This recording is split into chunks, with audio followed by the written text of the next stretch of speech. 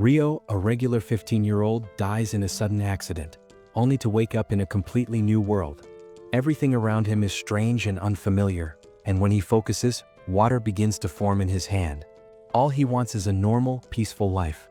But before he even realizes it, he's on the path to becoming the strongest mage in the world. But before all of that begins, let's go back to the moment it all started. Rio suddenly finds himself standing in a strange white void. As he looks around, confused, a tall blonde man appears out of nowhere and says, "You're dead." Then the angel replays the moment of Rio's death, the accident that took his life. Still in shock, Rio asks if the man is God. But the man simply replies that he's more like an angel, someone who's here to send Rio to another world. Rio can hardly believe it. He's actually being isekai'd. The angel tells him he can live however he wants in his next life. Rio, being a pretty laid-back guy, says he just wants to live a normal, peaceful life. The angel explains, "The world you're going to has magic. Only a few people can use it, but you have a natural talent for water magic. Since you want a peaceful life, you'll start in a safe house deep in the forest, stocked with enough food to last 2 months, and an invisible barrier will keep any monsters from getting near your home." Soon, Rio wakes up inside his house, located in the middle of a dense forest. He steps outside right away, eager to test his new magical abilities. Back inside, he inspects his home, a cold room with some frozen meat, an empty bath, a knife, and 2 beginner-level books on the table that explain the local monsters and plants. After that, he heads outside again and experiments with magic. He discovers he can create water just by imagining it, no chance required. Wanting a hot bath, he realizes he can only make room temperature water. So he tries to start a fire instead. He rubs sticks together, but he doesn't have the skill or strength and he gives up. Then an idea strikes him. He can use sunlight to make fire. He creates a lens out of ice, carefully forming the water molecules, and succeeds in freezing the water. He shapes the ice into a sphere and uses it as a lens to focus sunlight, starting a fire. Now he can enjoy a hot bath at night, and he realizes he could create hot water directly by applying scientific principles to magic. The next morning, as he eats some dried meat for breakfast, Rio thinks about increasing his offensive power. He'll need it to hunt monsters once his stored food runs out. He starts by practicing shooting water balls at a tree. He hits the target on the first try, but it doesn't cause any damage. Undeterred, he tries a high-pressure water jet, but he can't generate enough force. The water barely reaches the tree. Rio feels frustrated, but then he remembers the angel's advice. The key to using magic is imagination, and he can only improve through regular practice. So, he keeps practicing until he can consistently hit the tree with a water jet. By night, he can generate hot water directly. The next day, he attempts to create ice crystals from thin air, aiming to master the icicle lance spell. Shooting an icicle is even harder than shooting water, but Rio continues practicing, combining it with his other water magic techniques. Days pass and his control over water and ice steadily improves. Eventually, he decides to venture into the forest to hunt. Exploring the beautiful forest, he gathers some herbs and prepares to call it a day. Suddenly, he notices an angry boar staring at him. Rio freezes as it charges, barely dodging at the last moment. The boar knocks over a tree and Rio braces himself to fight. He spreads a sheet of ice on the ground, making the boar slip. As it slides toward him, he conjures multiple sharp icicles in its path. The boar crashes into the icicles at full speed and is immediately killed. Rio can't believe he won. That night, he checks his book on monsters and discovers that boars are the weakest type of monster. He notices that even though the book covers beginner-level monsters, there are 2 special entries at the end. The first entry describes dragons, which are powerful enough to easily burn down entire cities, and if one spots them, he should immediately run away. The second entry is about demons, beings of unknown origin. The book only advises praying that you never encounter a demon because that means instant game over. Rio realizes that the world is vast and that he needs to grow stronger quickly. The next day, he strips off his clothes and ventures into the forest again. This time, an assassin hawk attacks him and he barely dodges its first strike. The huge bird then unleashes invisible wind slashes, and Rio realizes that this monster is far beyond his level. He retreats, creating ice blocks behind him to block the wind slashes, and fires water jets at the bird. The assassin hawk dodges everything and charges at Rio full speed, but he creates an ice wall at the last moment, stopping the attack. The bird loses one of its eyes from the collision and decides to retreat, much to Rio's relief. However, while running from the hawk, Rio loses his sense of direction. As he tries to make his way home, he suddenly discovers a glowing lake with a headless knight standing on the water's surface, alongside a headless horse. Luckily, he returns home safely and continues exploring the forest, battling stronger monsters and refining his attack magic. At night, he revisits the lake where the headless knight is waiting. Ryo finds nothing about headless riders or Dullahans in his book and wonders if it is because they are high-level monsters or not classified as monsters at all. Regardless, none of that matters because he is here to spar with it. Ryo attacks the headless knight with a sword made of ice but fails to land a single blow. He continues to take hits but blocks them all with an ice shield. Eventually, he becomes exhausted and falls to the ground, yet the headless knight does not strike him as it is actually training him. As he gets up, the headless knight approaches, holding a small crystal knife. It coats the knife in water and freezes it, turning it into a sword of ice. The knight hands the sword to Ryo, signaling that he should master this technique. Soon after, Ryo encounters the assassin hawk again. This time, it has evolved into a stronger version. The evolved hawk sends wind slashes at Ryo, who instantly creates ice walls to block them. He barely avoids being struck by the attacks, which are far more powerful than before. Ryo is forced to retreat, only able to defend against the hawk's assaults. The hawk suddenly accelerates toward him, but Ryo manages to stop the attack by stacking multiple ice shields in front of him. He tries to strike the hawk with icicles, but that fails. Then, the hawk uses a sonic attack to instantly destroy his ice shields, and Ryo realizes he is in serious trouble. But then the hawk shocks him both figuratively and literally by striking him with a thunderbolt. The monster swoops in to finish him off, but Ryo manages to draw his crystal sword and parry the attack. He even slices through the invisible wind attack sent by the bird, and when it swoops toward him again, he successfully stabs it through the chest. The hawk falls to the ground and Ryo approaches it. He realizes that although he has encountered the monster twice, they have developed a strong bond. He thanks the hawk for pushing him to grow stronger and then uses his sword to let it out peacefully. Ryo begins to head home, but to his surprise, a dragon appears. He assumes it might be his last day in this world, but the dragon unexpectedly communicates with him through telepathy.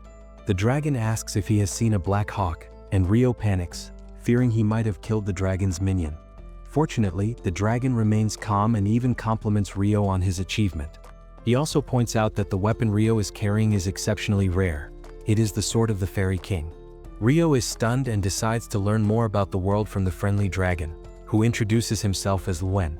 They talk throughout the day, but in the evening, the dragon is called back home and tells Ryo that they might meet again someday. Meanwhile, the angel suddenly notices that he missed some details in Ryo's status. It turns out Ryo is only the second person in 10,000 years of the angel's career to have a hidden trait, and his hidden trait is called eternal youth. A few weeks later, Ryo starts craving seafood. He heads to the beach but is shocked to find a shipwreck there. He quickly spots a man near the wreck, and upon checking him closely, Ryo realizes that he is no longer alive. Suddenly, he hears a groan and his eyes light up. This is the first human he has encountered since arriving in this world. The man, named Abel, recalls flashbacks of a giant octopus monster attacking his ship during a storm, which caused him to fall into the ocean. But when he opens his eyes, Abel finds himself inside Ryo's house. Realizing that he somehow made it out alive, he immediately begins searching for the others. As he steps outside, confusion sets in. He has no idea where he is. Just then, Ryo approaches him from behind. Abel is startled because, despite being a skilled warrior, he hadn't sensed Ryo's presence at all. He's also surprised by Ryo's clothing but chooses to stay polite and not comment on it. Abel introduces himself and thanks Ryo for saving his life. Ryo explains that he only managed to save Abel, as everyone else was already dead when he arrived. Abel tells him not to worry about those people since they were smugglers. Before he can say more, his stomach growls loudly. Ryo suggests they continue the conversation over a meal and leads him back inside. While eating, Abel can't help but mention Ryo's outfit. Ryo explains that he doesn't have any other clothes or fabric to make new ones. Abel tells him to just buy some, then quickly realizes Ryo might be too poor to afford them. But Ryo eases his concern by saying that no one else lives in this area besides him. Abel then asks if Ryo hunts for food, and Ryo confirms that he does. When Abel asks if he uses a knife for that, Ryo demonstrates his water magic, explaining that he mainly hunts using magic. Abel is impressed since only about half of the world's population can use magic, and he belongs to the other half who can't. That surprises Ryo because the angel once told him that only about 20% of people possess magical abilities. Abel then asks Rio to take him to the shore because he needs to check something. On the way, Abel tells Rio to let him handle the front lines if they run into danger. Rio replies that it isn't necessary, but Abel insists he doesn't want to be the one constantly being rescued. Rio agrees to let him do as he wishes. They soon arrive at the wrecked ship, only to find that all the bodies have disappeared. Abel assumes the sea or monsters must have taken them. He thanks Rio again for saving him, saying that without his help, he would have ended up the same way. However, Abel admits he didn't find what he was looking for and now wants to regroup with his friends. The storm had pushed their ship far south, and he's unsure which direction to take. Suddenly, an idea comes to him. He asks Rio if he'd like to come along. Rio is taken aback by the offer, and Abel explains that he could use Rio's help to find his way back. In return, he promises to find Rio a job and help him live in better conditions. Rio takes a moment to think it over and ultimately decides to guide Abel back to the city. That evening, he looks out at the garden he spent so much time and effort cultivating. A wave of sadness washes over him as he thinks about leaving it all behind. Later that night, he tells Abel that he's going out to say goodbye to someone. Although curious about who that might be, Abel decides not to ask any questions. Meanwhile, Rio heads to the lake to meet the Headless Knight and let him know that he'll be leaving the forest for a long time. He thanks the knight for teaching him how to fight, then draws his knife, saying he plans to give it his all tonight. The Headless Knight also unsheathes his sword, and Rio charges in, pushing him back with relentless attacks. After a long and exhausting battle, Rio is completely worn out, and the knight silently returns to the lake. Rio thanks him again, but the knight doesn't respond. However, just as he reaches the water, the knight turns around and summons a magical suit from beneath the lake as a parting gift. Rio becomes emotional upon receiving it and expresses his gratitude once more before heading back home. The next morning, Rio and Abel prepare to set off on their journey. Rio can't help but feel nostalgic as he leaves behind the place where he spent so much of his time. As they travel through the forest, they soon come across a wild boar. Abel tells Rio to let him handle it, dashes forward with his sword drawn, and uses a combat skill that instantly takes the creature down. Amazed, Rio asks, "What are combat skills?" Abel explains that fighters who use weapons can activate special techniques known as combat skills.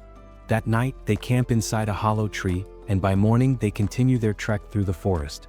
Before long, they encounter a group of lizard men near a swamp. Abel decides to change their route instead of confronting them since the creatures are quite powerful.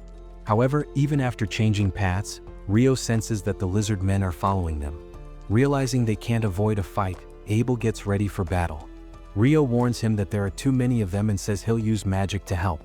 Abel doubts Rio's ability to fight without a staff, but is stunned when Rio instantly takes down 4 lizard men with his icicle lances. Once the fight is over, Abel asks about the spell Rio used. Rio explains that it was just a standard icicle lance, but Abel is surprised. He tells Rio that most wind mages can only cast 1 spell at a time, yet Rio summoned 4 simultaneously. Rio replies that it's probably an issue with wind magic since that's pretty normal for water magic. Abel decides not to dwell on it and suggests they continue their journey. Before moving on, Rio creates 2 glasses made of ice and fills them with water. Abel notices he used a different chant this time, but Rio quickly covers it up by saying Abel must have misheard him earlier. After that, Abel gives Rio a coin, and Rio excitedly says it's the first time he's ever seen money. Abel is stunned. He thought Rio was poor, but not this poor. As they continue walking, Abel explains that there are 3 major nations in the Central Plains: the Kingdom of Knightly, the Debi Empire, and the Hanlu Federation. Rio immediately starts mocking the Debi Empire's name, saying it sounds ridiculous. Suddenly, a nearby rock moves on its own. Abel reacts instantly, slicing it in half. Rio throws up a water shield to block the flying debris, and Abel realizes they've stumbled into a nest of rock golems. He charges toward the nearest golem and strikes it, blowing a hole straight through its body. However, the creature quickly regenerates the damage and counterattacks. Abel retreats, realizing their attacks won't work effectively against the golems. At that moment, Rio comes up with an idea. He creates a massive block of ice high above and drops it onto the golems, crushing them instantly. Abel is stunned. He's never seen a spell like that before. Rio repeats the technique several more times, completely wiping out the remaining golems. With that, they continue their journey. Before long, they encounter a massive creature that looks like a cross between a crocodile and a hippopotamus. Abel identifies it as a behemoth, an extremely rare and powerful monster he has never seen before. Just then, several wyverns appear in the sky. Rio becomes intrigued, realizing they're about to witness a battle between monsters. The wyverns begin attacking, launching rocks infused with magic at the behemoth. However, the giant creature lets out a deafening roar, completely canceling their magic and sending the wyverns crashing to the ground. Rio points out that the behemoth must be using a magic cancellation skill. Later that night, while eating dinner, Abel asks Rio more about that ability. He explains that he's only ever heard of certain dungeon traps capable of nullifying magic, but never of a monster that could do it. Hearing about dungeons piques Rio's interest, and Abel tells him that there's actually a dungeon located in the city of Lon, where they're headed. Rio gets annoyed that Abel never mentioned such an important detail before and accuses him of keeping secrets. Abel jokingly asks if he at least knows about dwarves and elves, but Rio tells him to explain more about them. A few days later, they reach a mountain range. Rio comments that they'll likely find a human settlement once they cross it. Abel asks how he can be so sure, and Rio debates whether to reveal that he once met a dragon who told him many things about this world. In the end, he decides to keep it a secret, saying it's knowledge beyond human understanding. Soon after, they hear a strange noise and immediately prepare for battle. Moments later, a powerful creature, a griffin, descends from the sky. Both Rio and Abel panic at the sight of it. Abel begins to lose his composure, but Rio quickly diffuses the situation by tossing a chunk of meat into the air. Abel follows his lead and does the same. The griffin catches both pieces in its beak and then flies off, leaving them unharmed.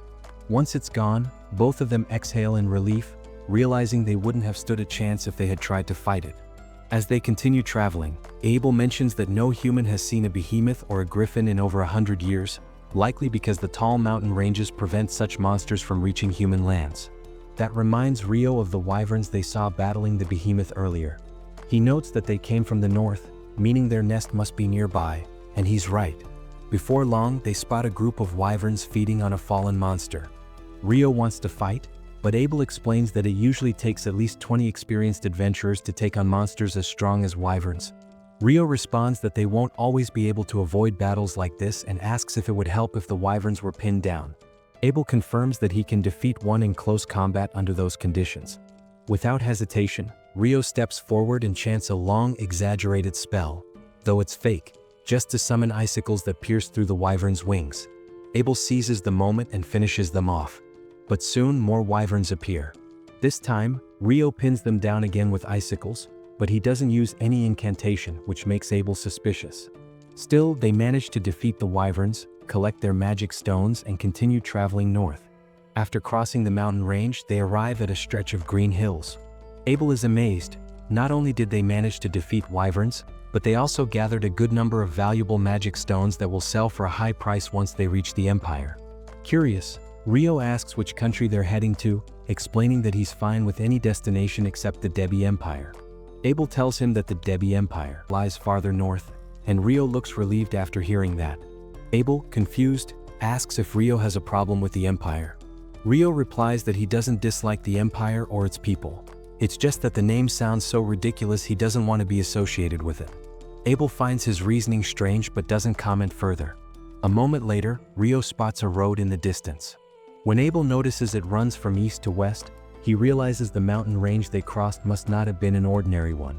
But when Rio asks what he's thinking, Abel brushes it off, saying it's nothing and that the road should lead them to a nearby town.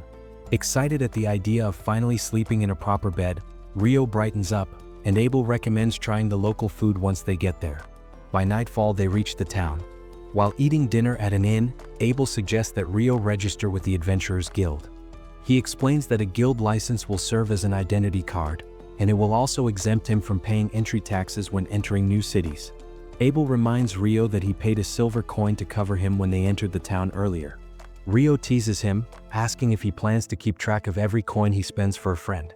Abel finds his behavior a bit awkward but continues explaining that guild members can sell monster materials and magic stones to the guild for a good price. Only alchemists can properly use those materials, and Rio seems intrigued to learn more.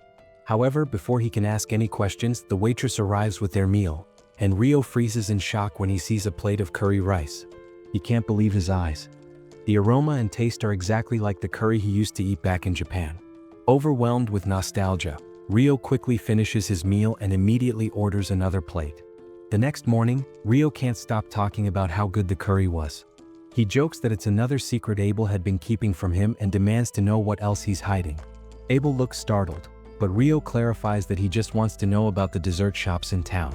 Abel awkwardly walks off, saying he doesn't like sweets, leaving Rio confused by his odd reaction. They continue their journey and soon arrive at the town of Lon, surrounded by vast golden wheat fields. As they approach the town gate, a guard named Nimmer recognizes Abel and is shocked to see him alive, since he had been reported missing for months. Abel explains that a lot happened, but he managed to return safely thanks to Rio. Nimmer thanks Rio for saving his friend and shakes his hand enthusiastically before catching up with Abel. Once they enter the town, Abel tells Rio they should head straight to the guild. With Abel's presence there, Rio will be able to rank up immediately when he registers. He explains that when new adventurers register, they usually start at the lowest rank, known as rank F. However, if an adventurer with AB rank or higher personally recommends them, they can immediately begin at rank D. Before long, they arrive at the guild, where everyone is pleasantly surprised to see Abel again. The members rush over, surrounding him with excitement as if he were a celebrity. Seeing how many people care about Abel makes Rio happy. Wanting to give him time to enjoy the reunion, Rio steps outside for a bit of fresh air. As he strolls through the area, he suddenly encounters an elf girl. Rio is momentarily captivated by her pointed ears and graceful appearance, while she, in turn, can't stop staring at him, particularly at his coat. She recognizes it as the Fairy King's coat and remarks that the Fairy King must be quite fond of him to bestow such a gift. Rio, confused, has no idea what she means. The elf smiles, saying she's in a hurry but hopes they can meet again someday before leaving. Rio stands there, bewildered, until Abel comes out to find him and calls him back inside. Once they return, Abel introduces Rio to everyone as the man who saved his life. The guild members warmly thank Rio for saving Abel, and he starts to enjoy the attention. After the introductions, Abel leads him to the front desk and asks the receptionist to register Rio as a D-rank adventurer under his recommendation. The receptionist is stunned. No one from Abel's party has ever recommended anyone before. Abel simply replies that Rio is a special case. The receptionist insists that Rio will still need to prove his strength before being promoted, but Abel says he wants to discuss that directly with the guild master. A short while later, the guild master, Hugh, bursts into the room in dramatic fashion after hearing that Abel has returned. Abel introduces Rio and explains that he wants him to take the rank-up exam. Hugh says they'll need to assess his strength first, but Abel confidently claims that Rio is stronger than he is. Hugh finds that hard to believe. To prove his point, Abel shows Hugh the collection of magic stones they obtained from the wyverns. Hugh is stunned. He says that amount of stones could only come from slaying enough wyverns to threaten an entire nation. Abel assures him there's no danger of a monster invasion since they defeated those wyverns south of the Malefic Mountains. Curious, Rio asks if that name holds any special significance. Hugh explains that no one has ever safely crossed the Malefic Mountains, not even the highest-ranking adventurers, as the region is considered extremely dangerous.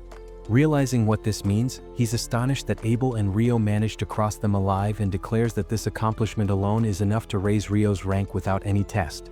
Just then, Abel's party bursts into the room, overcome with emotion at seeing him again after believing he was lost. The guild master allows them time to reunite while he takes Rio outside to complete his registration. Before leaving, Abel asks Rio to wait at the receptionist's desk afterward because he wants to show him a special place later. Hugh then leads Rio to his office, explaining along the way that Abel's group, the Crimson Sword, is one of the guild's strongest and most renowned parties. Rio isn't surprised to hear that, but he quietly wonders whether he truly deserves to start as a D-rank adventurer. Hugh reassures him, saying that while he knows how skilled Abel is, even Abel couldn't have defeated a wyvern alone. That alone proves to Hugh that Rio played a crucial role in their victory, making him more than qualified for the D-rank. Just then, the receptionist enters the office carrying the equipment needed to officially register Rio as an adventurer. The receptionist, named Nina, starts by introducing herself and then proceeds with the basic interview questions. She explains that for 300 days after his registration, Rio can stay in the guild's lodgings, but after that, he'll need to find another place to live. She also tells him about a dungeon exploration course offered to new adventurers. Rio immediately says he wants to enroll, and Nina instructs him to come to the meeting hall 2 days later at 9 o'clock in the morning. Nina then moves on to the registration process. She tells Rio to place his hand on the crystal device in front of him. As he does, the crystal scans his biometrics and transfers the data onto the metal plate above it, turning it into his official guild card. Nina congratulates Rio on becoming an official member of the guild, and with that, they leave the office. Soon after, Abel takes Rio on a tour of the town, saying he wants to buy him some clothes and a staff as payment for escorting him there. Rio appreciates the clothes but seems curious about the staff. Abel explains that all magicians use staffs, but Rio replies that he can use magic just fine without one. He adds that he also fights with a sword when necessary, so a staff wouldn't really help him much. Abel is surprised, and even more so when Rio reveals that the small knife he carries is actually his sword. Rio then tells Abel there's something he needs more urgently than clothes or a staff: information about the basics of this world. He soon learns that the hours, days, weeks, and months here are the same as on Earth, and even the metric system is used for measurements. That convinces him that someone from Earth must have come to this world long ago and influenced its systems, which explains the many similarities. Abel returns from the store after paying for Rio's items and tells him that the main event of the day is still ahead. He brings Rio to a large inn, where all of Abel's guild friends are gathered to celebrate his safe return. They party late into the night, and the next morning, Nina comes to fetch Rio to show him where he'll be staying. She takes him to a shared room where two new adventurers are already living. The brown-haired one introduces himself as Niels, and the blonde one as Ito. They welcome Rio to their room, and after Nina leaves, Niels starts talking about how much he likes her. Ito tells him to stop chasing women out of his league, then turns to Rio and starts making small talk about life at the guild lodgings. Suddenly, Nina returns to the room with another new adventurer, a nervous boy named Ammon, who introduces himself shyly. The four of them quickly start getting along. A few days later, Rio and Ammon complete their crash course on dungeon exploration, and their instructor announces that they'll be entering the first level of a dungeon that afternoon. Ammon looks nervous about going inside, but Rio tells him to relax, warning that if he stresses out now, he'll be exhausted before they even get there. The instructor then asks if anyone has questions, and Rio asks whether there's a way to instantly travel to previously cleared dungeon floors. Impressed by the question, since only veteran adventurers usually know about that, the instructor explains that some southern dungeons have teleportation checkpoints, but the dungeon in Lon doesn't. After that, he leads the group to the dungeon located in the center of the city. He explains that the city was actually built around the dungeon, and every few years the monster population suddenly spikes, sometimes even reaching the surface. The protective walls surrounding the dungeon keep civilians safe, but he reassures the newcomers that there's no risk of a monster wave right now. Before long, they arrive at the first floor, a safe zone without monsters. The instructor tells everyone they're free to explore but must stay near the entrance. Rio teams up with Ammon, and soon after, Rio senses a monster approaching. He tells Ammon to get ready to attack while he restrains it. Nervously, Ammon draws his sword. Moments later, a monster ant appears, and Rio immediately identifies it as a soldier ant from the books he read. He instructs Ammon to strike its neck while he immobilizes it with icicle lances. Rio pins the creature to the ground, allowing Ammon to cleanly slice off its neck, his first kill. Overjoyed, Ammon watches as Rio extracts the ant's magic stone, marking their first successful hunt. Later, they have dinner with their roommates, who are eager to celebrate their first dungeon run. Everyone is impressed that they managed to take down a soldier ant. Ammon admits that he only landed the final blow, while Rio did most of the work holding it down. He adds that he wants to return to the dungeon tomorrow but doesn't want to go alone. Rio offers to join him since he's also curious, especially because finding a monster on the supposedly safe first floor seems strange. Ito mentions that he's also heard rumors of soldier ants appearing on the first and second floors recently, which confuses the group.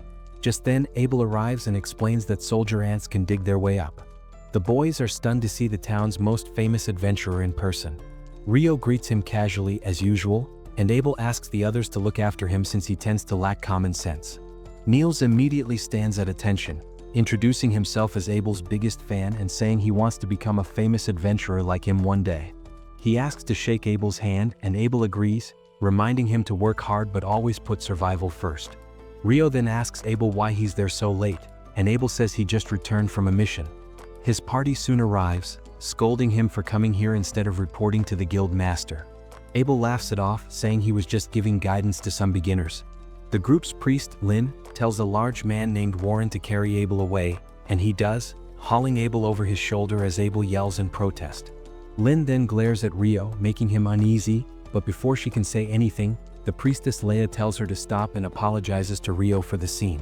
As they leave, Ito and Neil start fanboying over Abel's party, but Rio doesn't understand what's so impressive about them. Meanwhile, back with the group, Ria tells Lin that staring at Rio wasn't nice, but Lin replies that she was just curious since Abel keeps praising his magic skills. Ria admits she's curious too, and Abel tells them they'll soon see Rio's true abilities for themselves. The next day, Rio and Ammon return to the dungeon. This time they encounter monster dogs. Rio restrains them with icicle lances, while Ammon, showing solid swordsmanship, takes down a few himself. During their break, Rio comments that Ammon's sword style reminds him of Abel's. Ammon explains that his teacher was an old man named Kira, who trained under a well-known sword school in the capital. Rio assumes Abel studied at the same school and says Ammon shows great potential. Ammon is impressed by Rio's understanding of swordplay despite being a mage. Rio explains that he learned from a mentor but eventually developed his own style. He notes that Ammon's technique is a bit exhausting but very safe, and he just needs to work on his stamina. Rio adds that Abel used to practice his sword forms every morning during their travels, proving that even the most talented people have to put in effort. Motivated, Ammon vows to train harder, and Rio is pleased with his determination. The next day, Rio visits the library, which turns out to be much larger than he expected. He asks the librarian to direct him to the alchemy section, and she points out the beginner's area. However, there are so many books that Rio quickly becomes overwhelmed and decides to take a break outside. Suddenly, the sky darkens as a total solar eclipse occurs. Just a moment later, Rio notices something strange. Everyone around him has vanished. The entire atmosphere feels different, and before he can process what's happening, he senses an attack from behind. Reacting instantly, he blocks a powerful burst of fire with a wall of ice. Confused, he wonders who just attacked him, only to see a fierce-looking demon woman approaching. She seems amused to find a human in her domain and decides to entertain herself by defeating him. Rio quickly realizes he's facing a demon, and from her overwhelming aura, he's certain she's the strongest being he's encountered in this world. He considers running but can tell there's no escape from this strange space. Left with no choice, he prepares to fight. He summons several layers of ice shields just before the demon unleashes another massive wave of fire. Her attack crashes into the shields, and when that fails, she instantly switches tactics, firing an invisible wind bullet that pierces through Rio's defenses. However, it's stopped by his armor. The demon is stunned that human armor could withstand her magic. Looking closer, she notices the robe Rio is wearing, the Fairy King's robe. Realizing he must be a powerful mage to possess such equipment, she decides to switch to close combat. He keeps his guard up as she relentlessly pushes him back, moving faster than he can react. He narrowly dodges a slash aimed at his face before launching a counterattack, firing hundreds of icicle lances at her. The demon dodges them effortlessly, unaware that the solar eclipse above them is beginning to fade as she toys with him. Rio quickly realizes that she's using wind magic to boost her speed. She leaps forward to deliver the finishing blow, but he blocks it with ease. Her strikes aren't nearly as strong as those of the headless knight who once trained him. She conjures a massive fireball, but Rio cancels it instantly with an icicle lance. Angered, the demon decides to end the battle quickly before he becomes a real threat. She launches a fierce barrage of attacks, but Rio defends each one confidently. Spotting an opening, he strikes back, throwing her off balance. Seizing the moment, he fires another volley of icicle lances. The demon counters by surrounding herself with a wall of fire that neutralizes his attack. As the battle intensifies, she reinforces her defense with rock barriers. Rio shifts his approach, creating high-pressure water jets that slice through the stone and wound her. When he charges in for the final blow, she leaps at him, blocking his strike midair. During the clash, Rio notices her wounds healing at an incredible rate. Distracted by this, he's caught off guard and sent crashing into a nearby building. Just as she's about to deliver a killing strike, water droplets begin falling from the sky. Confused, the demon looks up, only to scream in pain when one hits her face. The drops are boiling hot. Panicking, she traps herself inside a sphere of rock to wait out the scalding rain. Meanwhile, Rio descends safely to the ground. Moments later, the demon bursts out, unleashing a massive explosion of flame that engulfs everything around her. She walks toward Rio, but as the eclipse nears its end, sunlight touches her sword, causing it to crumble to dust. She stops, admitting that their fight can't continue this time. Rio tells her to leave, but instead, she introduces herself as Leonor and asks for his name. Rio tells her, making it clear he wants nothing to do with demons. Leonor is surprised he even knows about their kind and regrets not finishing him off when she had the chance. She warns him that they will meet again, and that he might encounter other demons before then. She tells him not to die, promising that she'll defeat him herself next time, much stronger than before. Rio is left stunned as the eclipse ends, and everything returns to normal, leaving no sign of the battle that just took place. He goes to the bank to withdraw some money earned from selling the wyvern magic stones, then heads to his dorm to check on his friends. When he arrives, the room is empty, but as he's about to leave, he spots them being harassed by a group of adventurers. Niels and Ito accuse the bullies of cowardice for attacking when they're still injured, but the group's leader, Dan, mocks them, saying monsters won't wait for them to heal either. Suddenly, Dan's lackeys collapse. Rio had silently taken them down from behind. He tells Dan that while his words are true, he should probably take his own advice. Then he asks if Dan plans to run now that his crew is out cold. Dan charges at him, but Rio easily sidesteps and hits him in the gut with the hilt of his sword, causing him to double over in pain. With the fight over, Rio heals his injured friends and tells them they need to work on their stamina so they won't get caught off guard again. For now, though, he says they should focus on resting. Later, they all head to the public bath, where the priest heals Rio's wound from the wind bullet. The group wonders who could possibly injure someone as strong as him, but Rio decides to keep the encounter with the demon to himself. For now, he just wants to relax. Soon after that, Ammon, Mills, and Ito begin exploring the dungeon together as a team. Ito stays in the back line to support and heal them whenever they get injured. After the fight, Mills collects the magic stones dropped by the goblins. They talk about how risky their encounter was, realizing it could have gone badly if they weren't careful. Mills suggests that they should retreat for now, warning that going any deeper would be dangerous. Ito agrees, pointing out that it's unusual to find goblin archers as high as the 4th floor. Ammon, however, wants to stay and hunt more monsters to earn some extra money. But Niels recalls Abel's advice, never to risk their lives for something that isn't worth it. In the end, they decide to head back to the surface, a choice that ends up saving their lives. Just a few floors below, another group of adventurers meets a gruesome end at the hands of a massive, powerful monster. Meanwhile, on the surface, Rio reflects on his recent battle with Leonor. Her magic was on another level, but he realizes that his casting speed was almost equal to hers. Determined to refine his strengths and eliminate his weaknesses, he remembers that he couldn't keep up with her movement speed during their fight. He envies her wind magic, but since he can't use it, he decides to develop his own alternative. His idea is to use pressurized water jets to propel himself forward. He has done it underwater before, but he's unsure if it will work on land. To test it out, he first creates an icy platform in front of him, then generates hundreds of tiny water jets from his back to push himself ahead. Unfortunately, his speed barely matches that of an elderly lady crossing the street. Disappointed by the poor results, Rio accepts it as a work in progress and decides to move on.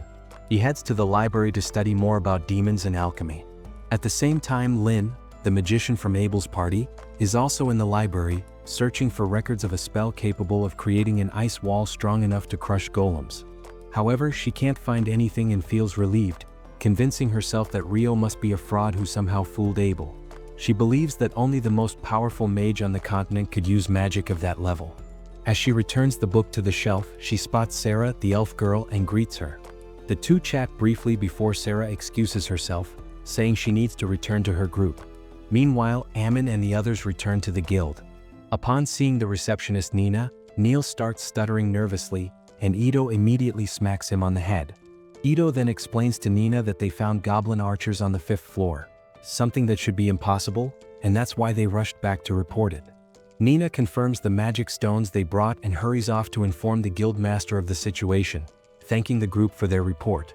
Guildmaster Hugh is not pleased when he hears that goblins have appeared on the 5th floor, as they normally inhabit areas below the 10th. He suspects it could be a sign of something more serious and orders Nina to summon all B-rank and higher-ranked parties immediately. Nina reports that only 2 high-ranking parties are currently in the city, Abel's Crimson Sword and the White Brigade. Soon, Abel and his team arrive at Hugh's office. Abel is already irritated that they'll have to work with the White Brigade, since he can't stand their leader.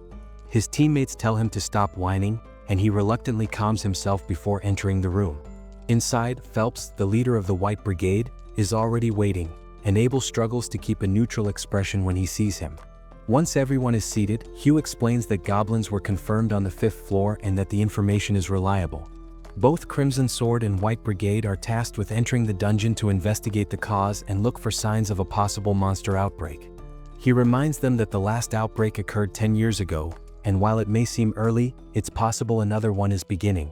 As compensation, he offers an advance payment of 100 gold coins and a completion bonus of 200 gold coins. Abel asks for clarification, whether their mission is only to investigate. Hugh confirms it. Phelps then asks what they should do if they find that the outbreak has already started. Hugh tells them to immediately return to the surface, as the guild will seal off the dungeon and request help from the knights to contain the threat. He adds that he has already informed the local lord and the knights' headquarters so they can prepare in advance. Finally, Hugh asks both parties if they accept the mission, and they agree without hesitation. The next morning, Rio prepares to visit the Northern Library just as his roommates wake up. He tells them he wants to study advanced alchemy and has heard that the Northern Library contains more specialized books. Ito confirms that's true, explaining that only D-rank adventurers and above can access it. Ammon adds that there are rumors of forbidden books stored there as well. Excited by the thought, Rio listens as Ito warns him that only B-rank adventurers are allowed to read those restricted texts. The group wishes him luck on his search for knowledge before heading out for another round of dungeon exploration. Later, Rio arrives at the Northern Library and immediately feels drawn to the calm, scholarly atmosphere of the place. Rio begins searching through the shelves for the books he needs but realizes that if he asks someone about books on demons, it might draw unnecessary attention. As he climbs the stairs to the first floor, he suddenly spots the elf girl, Sarah, and is immediately captivated by her presence. Meanwhile, at the dungeon gates, Hugh and the two high-ranking parties, Crimson Sword and White Brigade, have just arrived. As they prepare to open the massive door, Abel suddenly stops Hugh, sensing that something isn't right. He asks Lynn to use her wind magic to scan the first floor for any monsters. Lynn quickly detects hundreds of creatures waiting just beyond the gate. Everyone is alarmed, realizing this is undeniable proof that a great monster outbreak has already begun. Hugh immediately orders everyone to retreat and contact both the knights and the guild for reinforcements. Back at the guild, Mills and the others notice a posted announcement that the dungeon has been sealed off. Moments later, a man rushes in to announce that a full-scale monster outbreak has started, and all adventurers are to gather at the walls surrounding the dungeon to defend the city.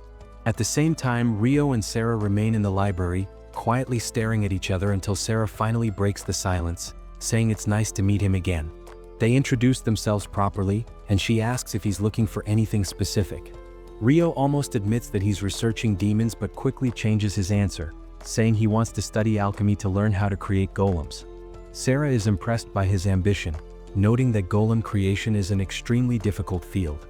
She explains that there aren't any books dedicated solely to that subject, but she offers to guide him to the most useful materials since she's very familiar with the library's collection. As they walk together, they talk about books and adventuring.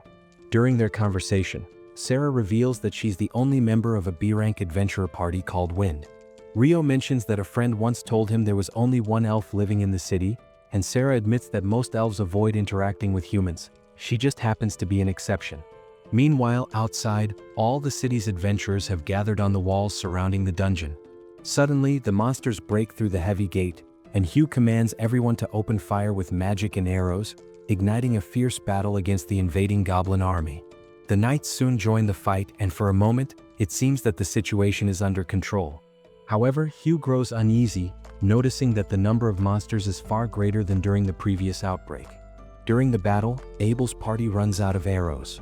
Just then, Niels arrives carrying a barrel full of arrows and a message from Hugh. He relays that Abel's team is assigned to defeat the boss monster. After the mob of goblins is nearly wiped out, Hugh orders Abel and Phelps to lead their parties forward into the battlefield. They leap down from the wall, with Lynn using wind magic to slow their descent, and quickly cut through the remaining goblins before reaching the dungeon entrance. As they wait, a goblin general emerges from the doorway. Believing this will be the final challenge, they prepare to take him down, but two more goblin generals appear right behind him. Abel immediately realizes the truth: they are dealing with a goblin king. He warns everyone that they must eliminate the generals quickly before the king joins the fight, or the situation will spiral out of control. He decides that he and Phelps will each take on one general, while Lynn and Leah handle the third. The battle begins, and Abel manages to sever his opponent's arms. But before he can finish the fight, he spots the Goblin King stepping out from the dungeon entrance. He shouts for everyone to get down, and in the next instant, a powerful wind slash erupts from the doorway, killing all 3 goblin generals instantly. The adventurers are stunned by the Goblin King's overwhelming power and brutality. Knowing that they're the only ones capable of fighting it, Abel and Phelps join forces and launch a coordinated attack. However, their weapons fail to penetrate the creature's thick armor. Suddenly, Abel charges straight toward the Goblin King, activating his ghost skill to phase through its attacks. He closes the distance and uses a combat technique aimed at piercing the monster's heart, but the strike isn't enough to kill it. But before it can land a blow, Abel orders Lin to finish it off. As Abel vanishes again, Lin launches several wind spears that pass through his intangible form and strike the Goblin King directly, finally taking it down. Everyone breathes a sigh of relief, believing the battle is over. But deep inside the dungeon, something far more dangerous still lurks in the darkness. Later that day, when Rio returns to the guild, he finds the place unusually lively while Hugh is buried under a mountain of paperwork. Inside his office, Hugh looks frustrated. He has to report the monster outbreak to the local lord and the knight commander, pay all the adventurers who participated in the battle, evaluate their performance, send invoices to the royal capital for funding and plan repairs for the damaged facilities, all while handling his regular duties. The only small relief is that the dungeon will be closed for a month, so he doesn't have to worry about that, though he knows it will cause another set of issues later. Meanwhile, Rio learns from his friends that there was a monster outbreak in the dungeon, which they managed to contain thanks to the efforts of the top 2 adventurer parties. Ammon chimes in, saying Abel even dodged that attack without moving and wonders how that's possible. Just then, Abel arrives and explains that he used a sword technique called Perfect Shadow, which allows him to dodge all ranged attacks. Mills and the others immediately start admiring him. At that moment, Lin and Leia walk in looking for Abel. They say they knew he would be with Rio, but Rio senses a bit of hostility behind their sweet tone. Suddenly, Lin asks if it's true that he can create a wall of ice. Rio confirms, explaining that his limit is a cube with 40-meter edges. Lin is stunned. Rio tells her that mastering it wasn't easy, but he managed somehow. She asks if it's an original spell, but he doesn't even know what that means. Lin explains that most spells are cast using incantations, which is basic magic knowledge. Rio replies that he thinks incantations are more of a personal choice. Lin looks confused, not understanding what he means. Before she can ask more, Niels tells Rio that the food is getting cold, and Rio rushes to the food counter immediately. Lin looks puzzled, and Abel explains that Rio thinks incantations are only used because they sound cool. He can use magic without them, which Lin finds completely unbelievable. Soon after, jobs become scarce at the guild. Niels and his friends stand before the empty notice board, disappointed that all the quests were taken before they arrived. Rio joins them and learns that the job market has been struggling ever since the dungeon's temporary closure. The boys ask if he's there to take a quest too, but Rio says he's actually there to buy some magic copper or for his alchemy experiments. They're shocked. Magic ore is extremely expensive, but since Rio is wealthy, it doesn't seem to matter to him. Meanwhile, they're struggling to find work. Wanting to help them, Rio offers to hire them for a job mining magic copper ore. Mills mentions an abandoned mine near the city, and Rio is glad to hear that. He tells them he'll pay 4 gold coins each just for accepting the job and will buy each piece of copper or they mine for 25 gold coins, with one condition: everyone must return home safely. The boys are thrilled, knowing they'd never earned that much in a year doing regular quests. They ask if he's sure he can afford it, and Rio replies that it's still cheaper than the market price for magic copper ore. Overjoyed, they head out for the job while Rio returns to his room. Not long after, he hears shouting from the street below. Looking outside, he sees a group of knights trying to drag a woman away while an adventurer attempts to stop them. The situation escalates as the adventurer pushes one of the knights, trying to free her. Angered, the knight draws his sword to strike the adventurer, but suddenly slips and falls. Furious, the knight tries to stand, only to slip and fall again. At that moment, Phelps arrives and orders the knights to back off if they don't want to face punishment. They scoff at him, asking how a mere adventurer dares speak to them that way. Phelps calmly tells them he's not just an adventurer, he's a noble from the Heinlein family. One of the knights realizes that it's the same family as the former commander of the Royal Knights. Phelps confirms that man was his father and tells them to stop disgracing the honor of knights. The group immediately retreats. Phelps then praises the brave adventurer and asks him to escort the woman back to her friends.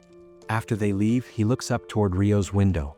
Rio greets him, and Phelps introduces himself as the leader of the White Brigade, saying he's heard about Rio's impressive magic.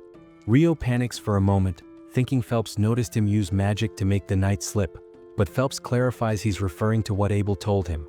Before they can talk more, Phelps's secretary arrives to fetch him, and Rio can sense that both of them are extremely strong. Later that evening, Rio eats dinner alone until Abel joins him. Abel comments that it's rare to see Rio by himself, and Rio says the same about him. Abel then mentions he has a favor to ask and could use Rio's help. Soon, the two head to the entertainment district. There, Abel explains that the captain of the Knights, his friend, asked him to retrieve a group of troublesome knights who ran off to have fun. Rio finally understands, but as they look around, he spots a few suspicious masked adventurers. He points them out to Abel, saying he's never seen them before, not even at the welcome party. The adventurers spot them as well and immediately try to lure them into a trap. Rio and Abel follow without hesitation, but when the thugs attempt an ambush, Rio quickly knocks them out using large ice stones. Abel picks up an alchemy tool that one of the thugs dropped, and when Rio shows interest in it, Abel says it's already claimed.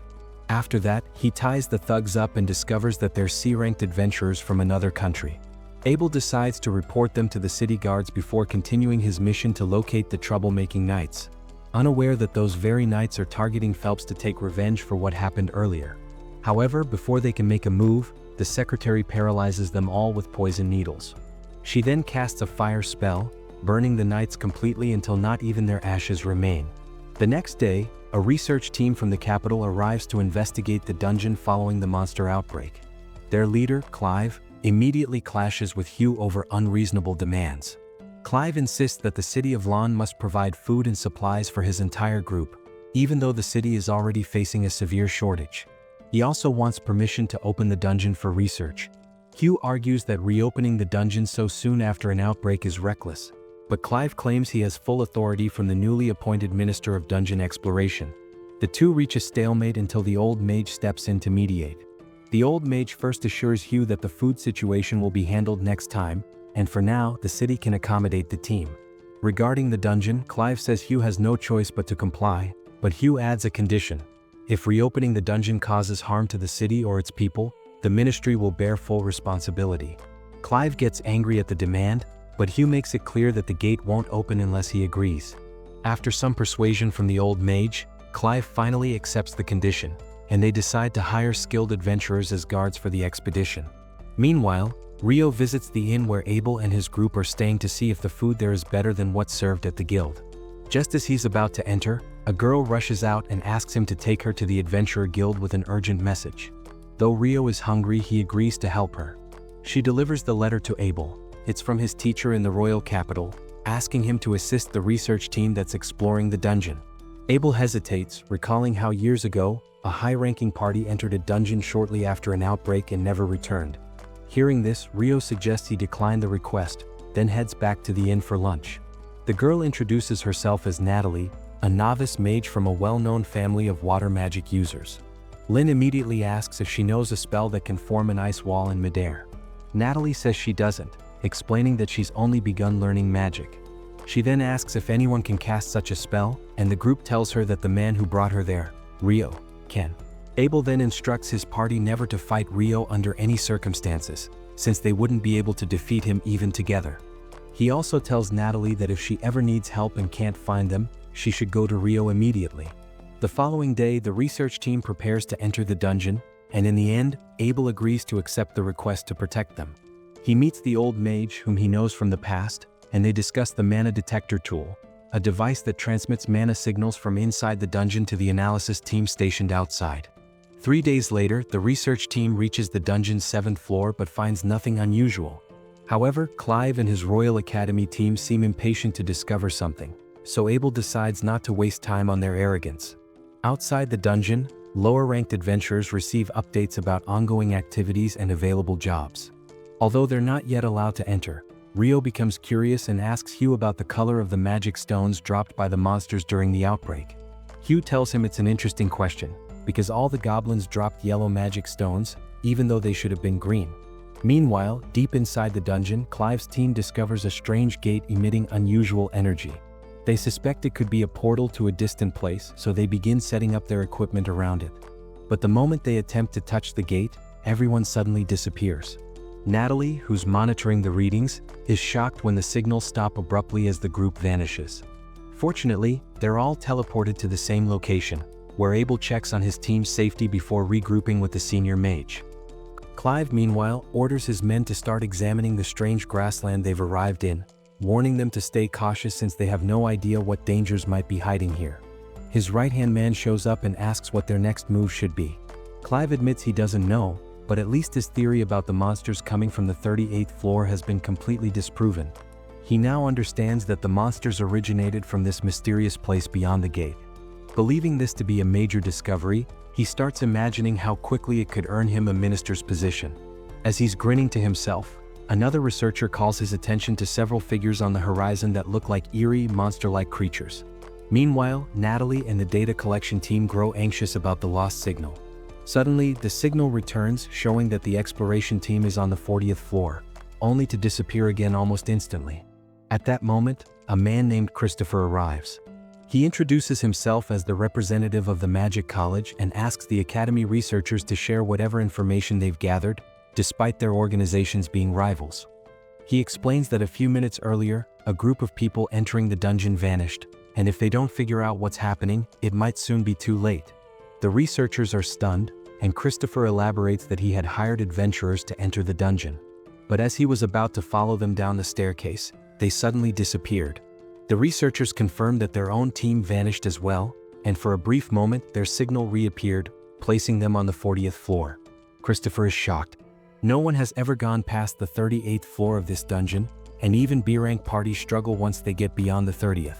The researchers mention that Abel's party is serving as the guards, and Christopher says he's already contacted the guild master to ask for additional help. Natalie then panics, realizing that no one might be able to resolve this situation. Abel specifically told her to go to Rio if she couldn't reach anyone else, so she immediately runs off to find him, leaving everyone confused. Elsewhere, Hugh receives the news about the research party's disappearance and begins to panic. He heads straight to the dungeon entrance, telling the receptionist to put everyone on standby but not to say anything until he verifies the situation himself. Meanwhile, Rio is wandering through the library, unable to find anything useful. As he climbs to the first floor, he quietly wishes he could run into the elf beauty Sira again. And fate seems to agree because she spots him while returning some books. Rio hurries over to her.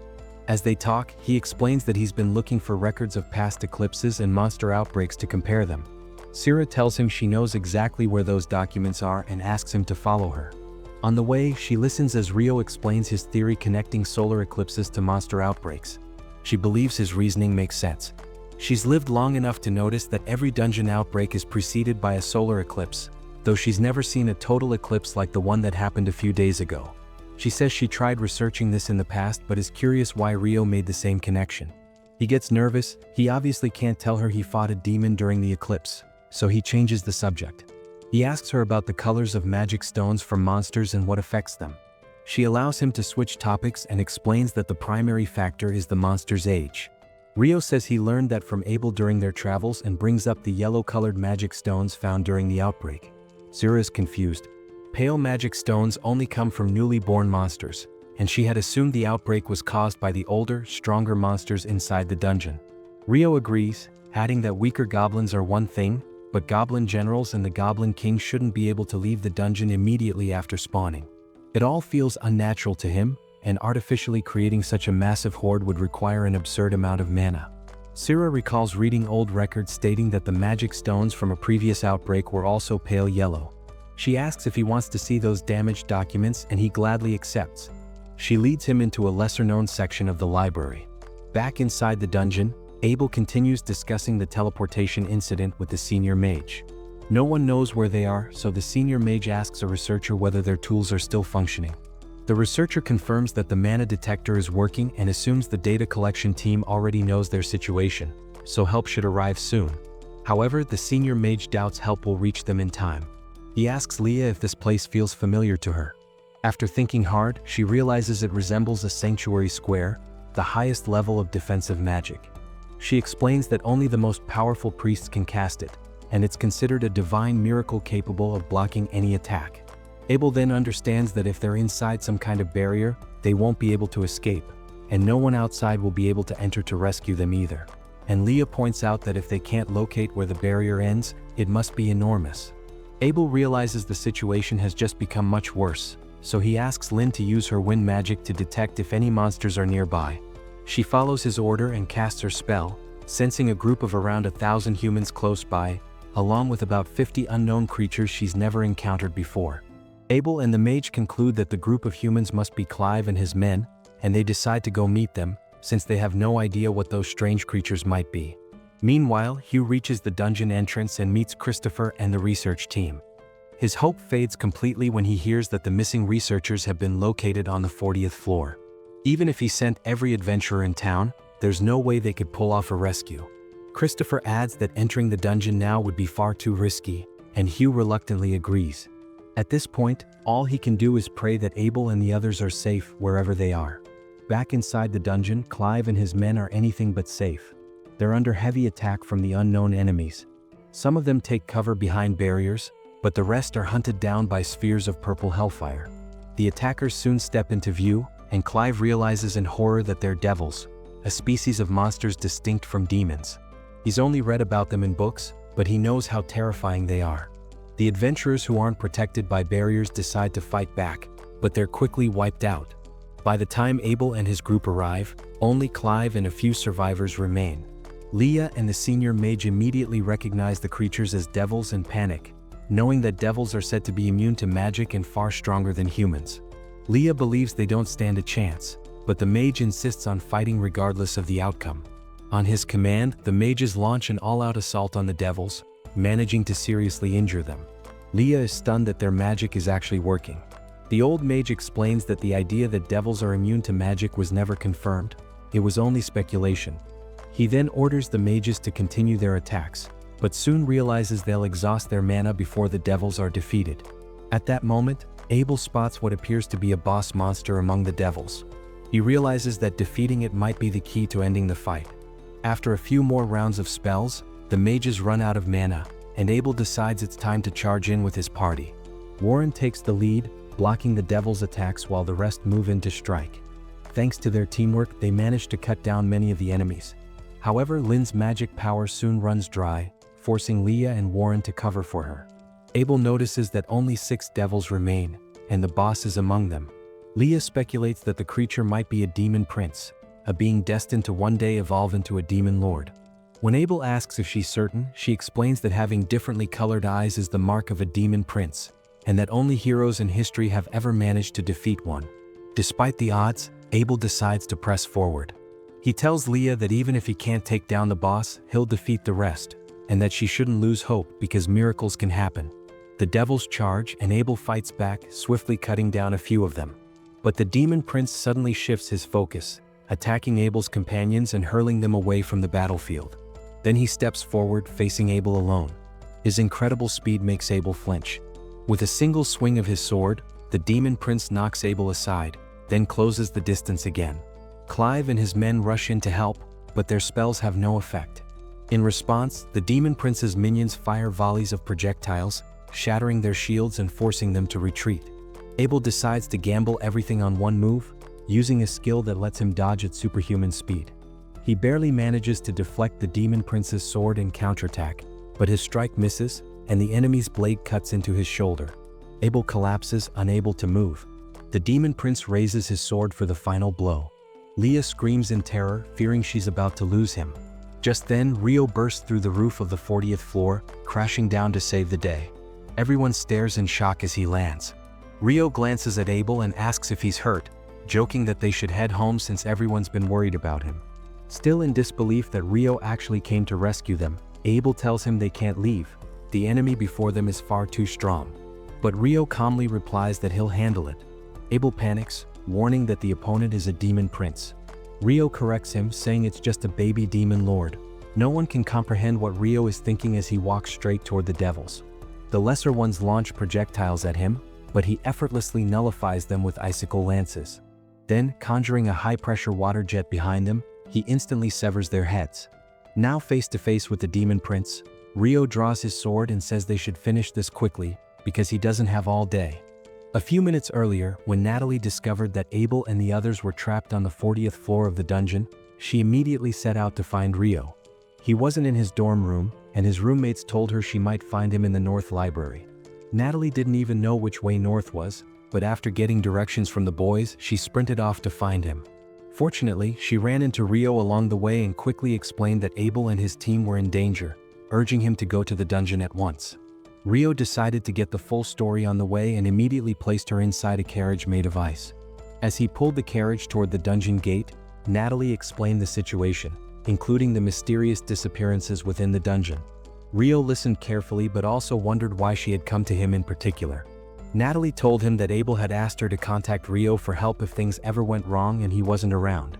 Understanding right away, Rio raced toward the dungeon entrance. When the guards tried to stop him, saying that no one was allowed inside, he simply created massive ice walls to block them off and slipped past effortlessly. Once inside, he realized that reaching the 40th floor by normal means would take too long. So instead, he used powerful water jets to carve a direct path downward at incredible speed. Now, standing face to face with the Demon Prince, Rio tells him to make the first move. He takes his stance, and when the Demon Prince lunges forward, Rio sidesteps in an instant and cleanly slices through his neck. He remarks that the monster was slower than expected, but at least it's over quickly. To his surprise, the Demon Prince casually picks up his own severed head and reattaches it as if nothing happened. Rio realizes this might take more effort than he thought, but he decides to test just how strong the creature's regeneration is. In an instant, he conjures hundreds of water jets that shred the Demon Prince into pieces. One of the jets strikes its magic stone, destroying it completely and turning the monster into dust. Abel is stunned, watching Rio effortlessly annihilate a Demon Prince. He thanks him sincerely for saving everyone's lives, and Rio, ever casual, says he can repay him by buying dinner tonight. Abel laughs and says he'll treat him for an entire week instead, which Rio gladly accepts. Just then, Leah rushes over and hugs Abel tightly, while Warren carries the unconscious Lynn to safety. The senior mage steps forward to thank Rio as well, and Rio replies that he was simply lucky to have arrived in time. He then notices how many people had already died before he got there. Abel suggests they collect the devil's magic stones and use the proceeds to help support the families of the fallen. Rio agrees it's a good idea. However, his attention soon shifts back to the devils themselves. Abel explains that none of them had ever seen devils before, since those creatures haven't approached humans for hundreds of years. Rio grows curious about the difference between demons and devils but decides to think about it later. He mentions that when he arrived, he sensed a strange magical field in the area that disappeared the moment he defeated the boss. The old mage believes that must have been the protective barrier preventing anyone from entering or leaving the zone. Rio then recalls that while he was on the 39th floor, he used a spell to scan the surrounding area and detected something unusual near the staircase. He suggests they investigate it on their way back, thinking it might be connected to everything that happened. Everyone agrees. Before leaving, they extract the magic stones from the devils, dark-colored gems unlike anything they've seen before. Even the senior mage admits it's his first time encountering stones like these. Leah notes that not even the church's libraries or museums contain devil magic stones. The senior mage adds that devils are believed to use space-time magic, which explains how they always appear out of nowhere. Rio senses that there's still something missing from all this information. Meanwhile, in another dungeon, a party led by the hero Roman discovers a dark altar and attempts to use it to summon the demon lord. Instead, a woman named Leonor appears. She's a demonist, not the demon lord they expected. She's surprised to find humans mistaking her for the lord of demons, and when she hears that Roman is supposed to be the hero destined to defeat the being, she grows intrigued, hoping he'll be strong enough to entertain her. She decides to fight him, but the battle ends instantly. In one move, the hero is skewered on her sword. Bored out of her mind, Leonor strolls over to the altar and picks up the black stone sitting atop it as her prize. The rest of Roman's party is too terrified to resist. She tells them to heal their hero instead, since he's still alive and can be saved. The adventurers rush to obey, healing Roman as he curses her and accuses her of being the demon lord. Leonor calmly corrects him. She's not the demon lord, but someone far stronger. She tells him that while his team might have what it takes to defeat the current demon lord, they're nowhere near powerful enough to challenge her. She then mentions meeting a human named Rio, someone just as strong as she is. Before disappearing through a portal, she tells Roman to become 1,000 times stronger if he ever hopes to reach Rio's level. Back in Rio's dungeon, his group finds a cracked black sphere identical to the one Leonor took from her altar. Everyone gathers around, curious, but no one knows what it is. The old mage decides to bring it to the surface for study. When they finally emerge from the dungeon, Hugh is relieved to see Abel and his team alive. Still, he plans to confront Rio about his reckless behavior. He asks what on earth he was thinking, trapping the guards in ice and charging into the dungeon alone. Rio apologizes quietly, but the old mage steps in to defend him, explaining that if Rio hadn't arrived when he did, they'd all be dead. Hugh is shocked by this revelation. The old mage tells him they can discuss the details inside a tent and personally thanks Rio for saving everyone. Later, the mage explains that they encountered 50 devils on the 40th floor, and among them was a demon prince. Just imagining it terrifies Hugh. He admits they were lucky to have Abel's team there, but the mage tells him that even their efforts wouldn't have been enough. It was Rio who turned the tide and defeated the demon prince single-handedly. You can hardly believe it. The old mage insists that Rio must now become their highest priority. They need to ensure he stays on good terms with their kingdom, but that could prove difficult if meddlesome nobles decide to interfere. To protect him, the mage suggests leaving Rio's name out of the official records entirely. Hugh agrees, it's the safest choice. The next morning, Rio leads his roommates in a training session, but they struggle to keep up with his pace. Eventually, he leaves them behind and heads back to the city. There, the aroma of curry catches his attention and draws him toward a nearby restaurant. To his surprise, he finds Syrah eating there as well. They share a meal together, and during their conversation, Syrah asks about his rank and a few other details. Once they finish eating, Rio wonders why Syrah never shows up at the Adventurers Guild, considering she's an adventurer herself. She explains that she currently works as a swordsmanship instructor for the local knights, so she doesn't have much reason to visit the guild. Rio is taken aback by this, and Syrah tells him she's actually much stronger than she appears. She then invites him to spar with her later if he's free. Still feeling unsatisfied from his previous fight with the demon prince, Rio accepts. They soon head to the knights' barracks and take their positions. As soon as the match begins, Syrah charges at him. Rio struggles to match her speed, but he manages to block her attacks and even attempts a few counters. Impressed, Syrah notes that no one among the knights has ever managed to do that against her. Deciding to get serious, she increases her speed even further for the second round. This time, Rio can hardly defend himself as he's continuously pushed back until his sword finally snaps in two. Admitting defeat, Rio is caught off guard when Syrah suddenly hugs him in excitement, thrilled to have found someone capable of keeping up with her. She praises his skill and asks where he learned to wield a sword like that. Rio explains that he was trained by the Fairy King. Shocked, Syrah remarks that the Fairy King is considered more of a legend these days. Just then, her maid arrives to remind her of her lesson with the local lord's grandson. Before leaving, Syrah asks the maid to take good care of Rio, calling him a special person to her, causing the maid to mistakenly assume they're romantically involved. As Rio is escorted outside, a carriage pulls up in front of them. It's Hugh returning from a meeting with the Lord. He asks Rio to hop in, saying they need to discuss the incident from the other day. Worried he's in trouble, Rio listens as Hugh explains that the old mage already briefed him on what happened, so he's willing to overlook it this time. Still, as a minor punishment for breaking the rules, Hugh assigns Rio a mandatory quest from the guild to escort a group of merchants to another city. A few days later, Niels approaches Rio in their dorm room and formally asks for his help. Curious, Rio listens as Niels explains that his village has posted a request to eliminate some monsters. He wants to accept the quest, but it's restricted to D-ranked adventurers and their parties. Since everyone in their group is E-rank or lower, except for Rio, Niels pleads with him to temporarily join their team so they can take on the mission. Ammon mentions that the monsters they'll be facing are goblins and skeletons, which shouldn't be too difficult, while Ito points out that goblins and skeletons don't usually appear in the same habitat. Hearing this, Rio starts laughing, intrigued by the idea of fighting skeletons for the first time in this world. Deciding to take the quest, he agrees to join them,